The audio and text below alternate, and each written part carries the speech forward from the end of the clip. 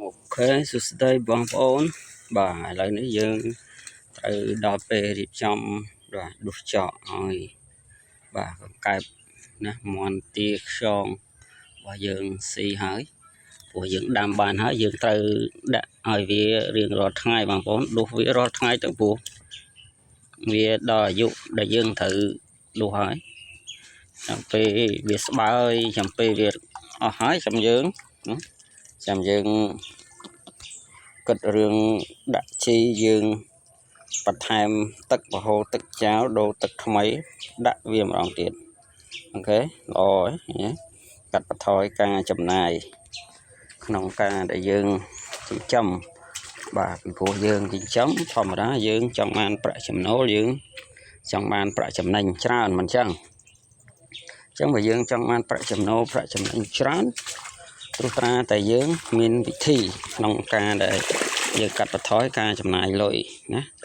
ដើម្បីទៅទិញចំណីអូខេអញ្ចឹងយើងដាក់បាចឲ្យវាមកបាទដើម្បីឲ្យកង្កែបបាទរបស់យើងស៊ីកំភៃបងប្អូនស៊ីអស់ឥឡូវហើយបាទវាមិនសល់ទេ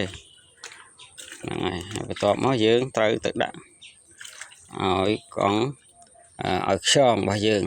បាទអញ្ចឹងដាក់ឲ្យខ្យងដាក់ឲ្យកង្កែបឲ្យវាឆ្ងាញ់ទាំងអស់គ្នាអូធ្លាក់ក្តុកហើយដៃអូខេរើសបានវិញហើយបងប្អូនយើងដៃមួយចឹងឯងហើយចឹងយើងចូលក្នុង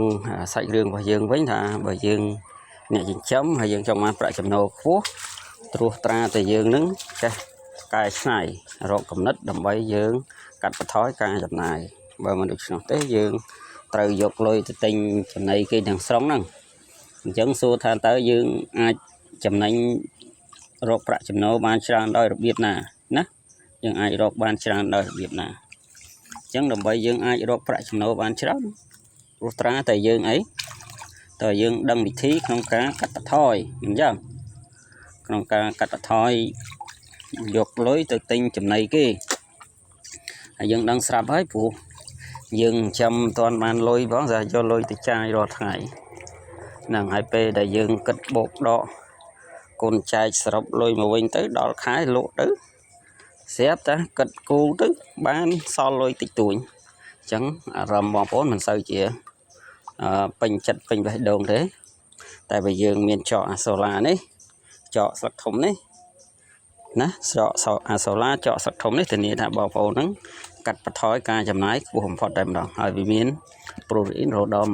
23%ក្នុងការចំណាយតើណាអញ្ចឹងយើងកាត់បន្ថយច្រើនមែនទែនតែម្ដងអញ្ចឹងដោយសារយើងនៅនេះយើងពោះធំល្អបងប្អូននោះតោះនោះ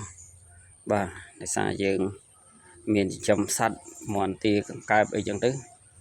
បាទអញ្ចឹងវា100ចំណីអញ្ចឹងបងមើលមិនឃើញនេះចូលព្រៃបាត់បាទអញ្ចឹងយើងទៅដាក់ឲ្យខ្យងយើងស៊ីម្ដងអូខេតោះបាទដោយសារផ្ទះយើងវាមានធម្មជាតិច្រើនហើយវា